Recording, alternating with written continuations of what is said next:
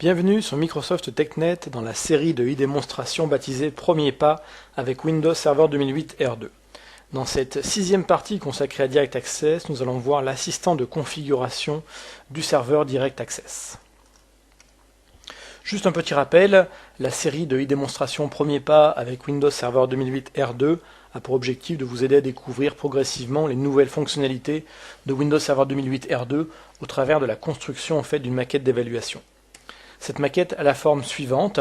Elle est composée de plusieurs machines, dont un contrôleur de domaine Active Directory, serveur DNS et serveur de PKI qui s'appelle LH01R2, un serveur de localisation également appelé NLS sur le LH02R2, un poste LH05R2 qui va servir de point de distribution pour les listes de révocation de certificats, un serveur LH99R2 qui est serveur DNS public et serveur web public, et puis une machine Windows 7 RTM qui va être le client Direct Access. La machine sur laquelle nous allons effectuer l'ensemble des opérations de la prochaine démonstration est la machine LH03R2, .w2k8r2-demo.net, qui est donc le serveur Direct Access sur lequel va être donc lancé l'assistant de configuration Direct Access que nous allons voir tout de suite.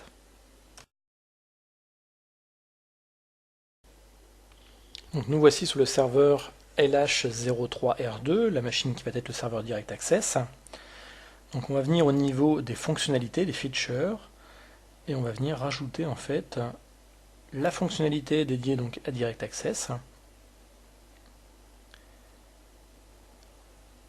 Donc on sélectionne Direct Access Management Console.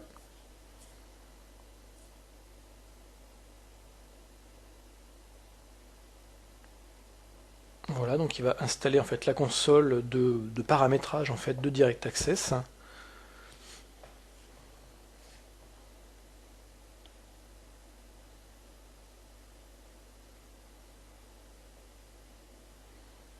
Donc une fois que la console est démarrée, on la retrouve dans les outils d'administration. Donc Direct Access Management. Donc cette console a une arborescence sur la partie droite de deux branches principales. La branche Setup pour le paramétrage et la branche Monitoring pour surveiller en fait le bon fonctionnement des différents composants en fait côté serveur. Donc à noter, c'est que dès l'assistant peut vérifier une checklist, donc avant de démarrer, de vérifier qu'on a bientôt mis. Donc première chose, est-ce qu'on a déployé un Active Directory? Oui, c'est le cas. Est-ce qu'on a au moins un contrôleur de domaine en Windows 2008 ou plus? Oui, c'est le cas, il est en 2008 R2. Autre prérequis, déployer une infrastructure de clé publique, une PKI, avec donc les services Active Directory Certificate Services, c'est fait. On a configuré également l'auto-enrollment pour les certificats. Configurer une liste de révocation de certificats accessible depuis Internet, là encore c'est fait, c'est dans les démonstrations liées à la PKI. Installer Windows 7 dans votre Direct Access donc, et les joindre au domaine, ça c'est fait également. Donc c'est valable pour les versions entreprise ou Ultimate de Windows 7. Donc créer des groupes de sécurité avec les comptes d'ordinateur pour les postes qui vont être des postes Direct Access, c'est le cas, ça s'appelle DA client. Configurer votre pare-feu pour autoriser le trafic Direct Access, donc là c'est en fonction si on fait du filtrage ou pas, c'est pas mon cas. Configurer, déployer les paramètres de firewall pour le trafic Teredo, ça c'est fait au travers d'une GPO sur le serveur Direct Access. Le serveur NLS de localisation, est-ce qu'il est bien présent avec une URL en HTTPS? C'est le cas également.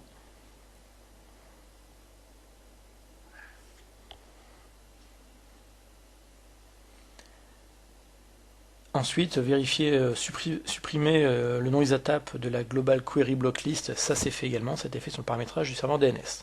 Donc a priori on est bon pour lancer l'assistant, on a bien tous les bons prérequis. Donc l'assistant est assez graphique, se fait en 4 étapes principales. Donc première étape qu'on va suivre séquentiellement. Première étape, la configuration des ordinateurs qui vont être capables d'utiliser du Direct Access. Donc on clique sur Configure. Et ici on va rajouter en fait les groupes d'ordinateurs qui ont le droit de faire du Direct Access. Donc on avait créé un groupe préalablement qui s'appelait DA client. C'est ce groupe qu'on va utiliser en fait et qu'on va choisir dans cet assistant. On clique sur Finish. Deuxième étape, on va configurer le serveur Direct Access en termes de connectivité. Donc là on choisit ici quelles sont les interfaces connectées à Internet, quelles sont celles connectées au réseau interne. Ici l'assistant a fait tout le travail tout seul, donc on vérifie qu'on a bien 2 adresses IP consécutives en IPv4, adresse IP publique, donc ça c'est pour Teredo.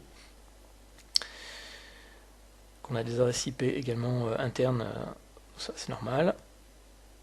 Voilà, c'est à ce niveau-là qu'on peut cocher d'obliger à utiliser une carte à puce pour la connexion des postes distants.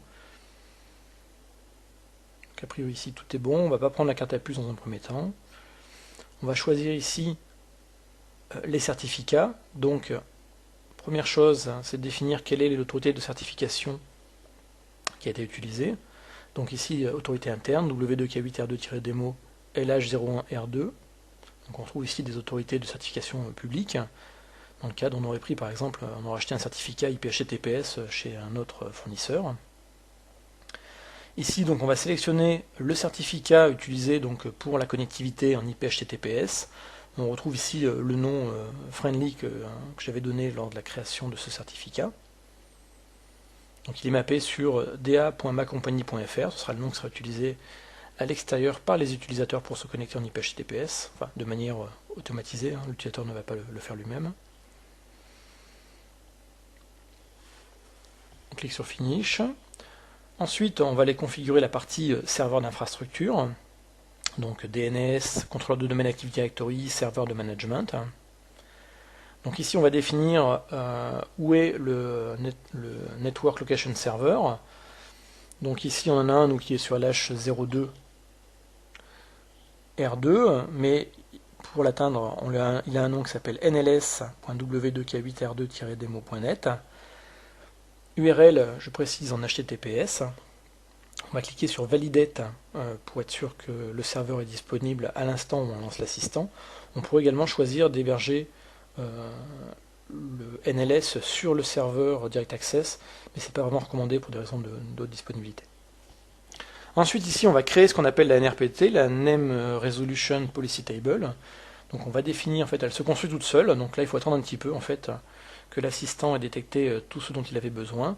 Automatiquement il a détecté que mon nom de domaine w2k8r2-demo.net est associé à mon DNS interne, et puis il crée une exception pour le NLS. Effectivement, le NLS ne doit pas faire partie des noms résolus par la NRPT.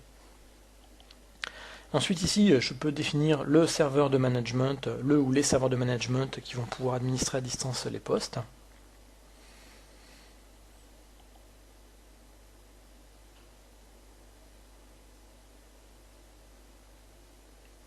Et dernière étape, on sélectionne la manière dont l'architecture Direct Access va fonctionner. Est-ce qu'on est en end-to-edge, auquel cas donc on termine les tunnels VPN directement au niveau du serveur Direct Access, ou est-ce qu'on fait du end-to-end, auquel cas on va pouvoir faire de l'IPsec depuis le client jusqu'au serveur en interne. Donc là on va faire juste terminaison au niveau du serveur Direct Access pour la partie IPsec. On sauvegarde la configuration, et ensuite on n'a plus qu'à cliquer sur Finish en fait pour exécuter en fait la configuration. Donc là on a une dernière revue en fait de la configuration telle qu'elle va être utilisée.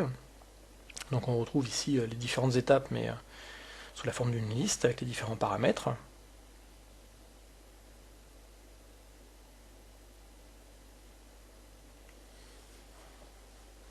Donc là ça précise bien que le chiffrement, l'authentification se termineront au niveau du serveur Direct Access, on continuera un peu après.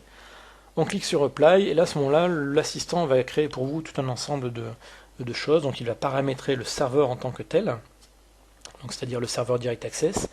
Il va lui installer et lui configurer tout ce qui va bien pour être serveur Teredo, serveur 624, serveur IP-HTTPS, toute la partie ZATAP également interne. Et puis il va en même temps créer des stratégies de groupe et les lier en fait au poste de travail et au serveur. Donc 2 stratégies de groupe vont être créées, une pour les clients Direct Access, une pour les serveurs Direct Access, et on va aller les vérifier de suite en ouvrant une GPMC.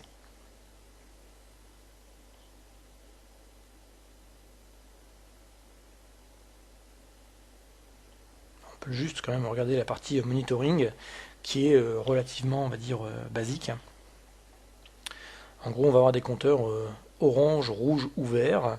Alors, le orange ne veut pas dire que ça ne marche pas, le orange veut dire simplement que c'est opérationnel mais qu'il n'y a pas de trafic en fait actuellement.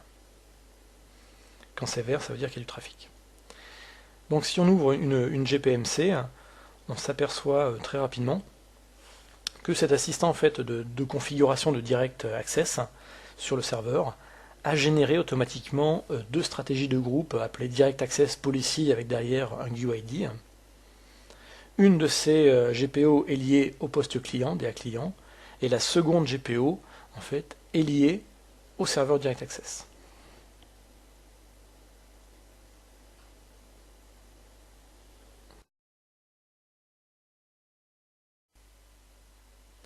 Cette vidéo est maintenant terminée, je vous remercie de l'avoir suivi, à bientôt sur Microsoft TechNet pour d'autres e-démonstrations autour de Windows Server 2008 R2 et Windows 7.